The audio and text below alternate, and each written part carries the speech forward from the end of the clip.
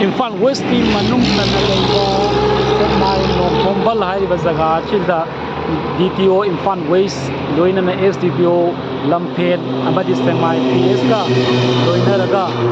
hayeng amasung hangsit bye bye amasung niaga mari leina na road safety and awareness program husik program sathari maroina hayeng bye bye numit oibaga loina na mathangi numit na new year lakpaga loina na Sekmai lambida tongan ba mafamdagi koiba lakadaba sing adu khara makai akogi pamdaba thodok thoktanabagi damakta lokalpa section thorangi matungina DTO Imphal West degi SDPO Lamphen loinana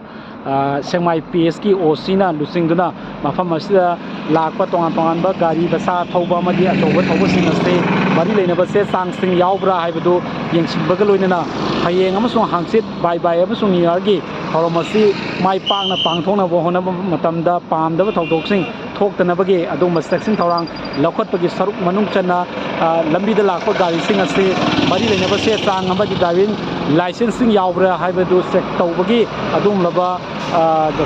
section thorang lokhatpani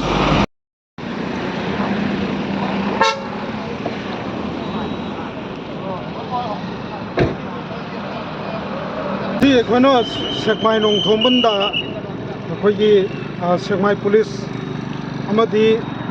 khoi transport department gi staff singa khusam naraga satha jariba program si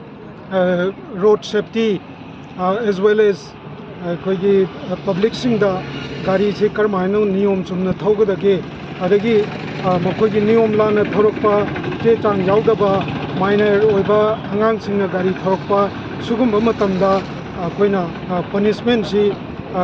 kari tawba yai mokhoi gi mathakta punishment si bau leite haibadu khangananaba koina sinjaba program ni aduga koina sigi silib sigi pandam sidi maruina road safety haibasi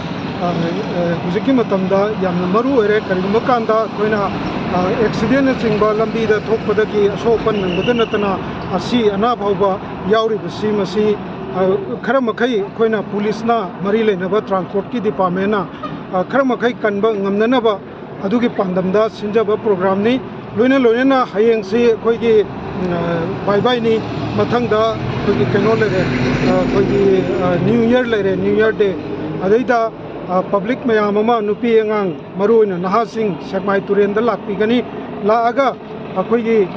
laaba matungda yamna nisanung sa sasinba loirakanda lambida akoigi nisa sasinlaga drunken driving tawbiba degi excessive speed ta tawbiba sinasingba sisingsi tawbidanaba akoina prajada awareness pijabani loina na akoigi karigumba kanda chahi sudriba angang singna mama mapa sing natraga akoigi guardian singna sahi sudriba mang angang si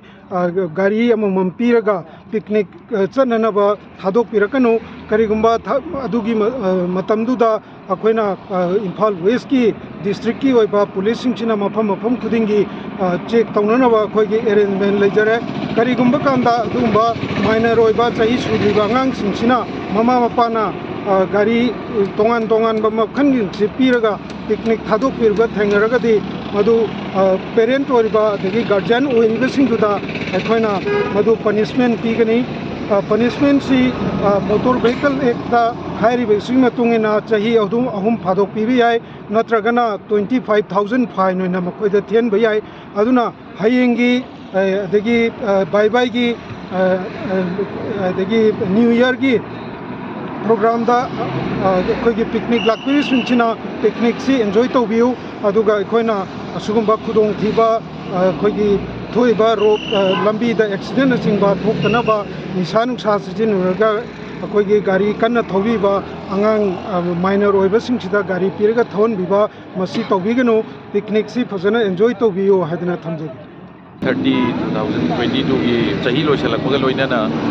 असी police department अमदि transport department की joint exercise है तारे अखोई ngasi national highway की stretch सिदा अखोई मरुओइना motor vehicle act की penalty लैरिबा मयाम अदगी ngसाई provision मयाम से पब्लिक ते अवेयरनेस पीबा पीरिबा अवेयरनेस से मरुओइना पब्लिक सेफ्टी की नि अदा ngarang nahan da jokoi laibak thiba thodok ta ngang mayam aso open nangiba mayam aduna road safety si maruoina even hadak da ministry na phongba report ta especially apoi gi straight road chingsida haidi fatality especially manipur gi soina lambi curve road tai di straight road ta maruoina over speeding tawba ai drunken driving tawba masi gi area si am hengalakpa aduna maruoina ngasai gi festive mood ta laibanina mayam si maruoina awareness si darkar oire haibagi wakhalonda ana maruoina awareness ta junction jabani police department khatana daita si akoina enforce tawjabai wari ni adu maruoiba daita di isa isana masi akoina lairiba rules regulation mayam si illa chatpi ba haibasi yam tangai phade aduna aina public ta appeal tawjaning basi yari makhai di isa isa gi safety gi khallaga adu tanatana road user atai gi su safety gi khallaga masi yam achoba daita ama lai haibasi laibak chawkhat pada adagi ngasai isa gi safety gi masi yam darkar oi haibasi wafam si thanjai thank you